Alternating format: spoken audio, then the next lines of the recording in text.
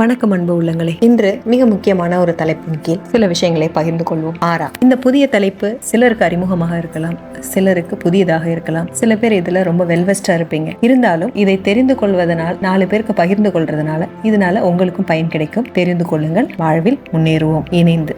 இப்போ இது ஆராங்கிறது என்ன? ஃபர்ஸ்ட் இது ஏதோ புதுசா இந்த நூற்றாண்டுல கண்டுபிடிக்கப்பட்ட டாபிக்லாம் கிடையாதுங்க. இந்த டாபிக், இந்த விஷயம் நம்மளுடைய அதர்வண வேதத்தோட 11வது சாப்டர்ல திவ்யகந்தி வளையம் என்று ஒரு வார்த்தை குறிப்பிடப்பட்டிருக்கு. இந்த திவ்யகந்தி வளையம் அப்படிங்கிறது நம்மளுடைய ஆரா அப்படின்னு சொல்லப்படுகிறது. அதாவது டிவைன் லைட் நெட்வொர்க். நம்ம உடலை சுற்றி இருக்கக்கூடிய மின்காந்த கதிர்வீச்சுகளால் ஆன ஒரு வைப்ரேஷன், அதாவது ஒரு அதிர்வு.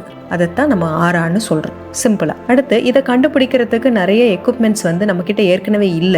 1939 கிர்லியன் அப்படிங்கிறவர் ஒரு போட்டோகிராஃபிக் ஸ்டைலை ஃபைண்ட் அவுட் பண்ணிட்டு இருக்கும்போது ஒரு ஆப்ஜெக்டுக்கு மேல அதிகப்படியான வோல்டேஜை பாஸ் பண்ணும்போது அந்த ஆப்ஜெக்டோட ஒளி வட்டம் தெரியுது, அதை சுற்றி இருக்கக்கூடிய ஒரு ஒளி பிளம்பு தெரியுது, அது போட்டோகிராஃபிக்ல எடுக்க முடியுதுன்னு கண்டுபிடிச்சாரு. இது ஒரு மிகப்பெரிய கண்டுபிடிப்பு. இதை கிர்லியன் போட்டோகிராஃபி அப்படின்னு சொன்னாங்க. அப்புறம் பாத்தீங்கன்னா அதுக்கப்புறம் யூகே பயாலஜிஸ்ட் அவர் PIP ஒரு டெக்னாலஜி கண்டுபிடிச்சாரு. சோ மெனி டெக்னிக்ஸ் அது இருந்தாலும் இந்த ஆராங்கிறது இன்னும் அறியப்படாத, உணரப்படாத வகையில தான் இருக்கு. இதை பத்தியான சூட்சும விஷயங்கள் இன்னும் நிறைய இருக்கு. புத்தரோட ஆரோவை பார்த்தோம்னா அவரோட ஆரா, அதாவது மெஷர்மெண்ட் எடுக்கப்பட்ட வகையில 3 மைல்ல இருந்து 30 மைல் வரைக்கும் இருக்குமா. இந்த 30 மைலுக்குள்ள இந்த வட்டத்தை ஒரு அளவெடுத்து நம்ம வரைஞ்சோம்னா அந்த ரேடியஸ்ல இருக்கக்கூடிய அத்தனை மனிதர்களும், பறவைகளும், விலங்குகளும் தன்னோட நெகட்டிவ் கேரக்டரை மாத்தி கொள்ளக்கூடிய அளவுக்கு மிக அதிகமான பவர்ஃபுல்லான ஆராவை புத்தர் கொண்டிருந்தார் அப்படின்னு சொல்றாங்க. இது ஒரு சயின்டிபிக்கலா கண்டுபிடிக்கப்பட்ட உண்மை.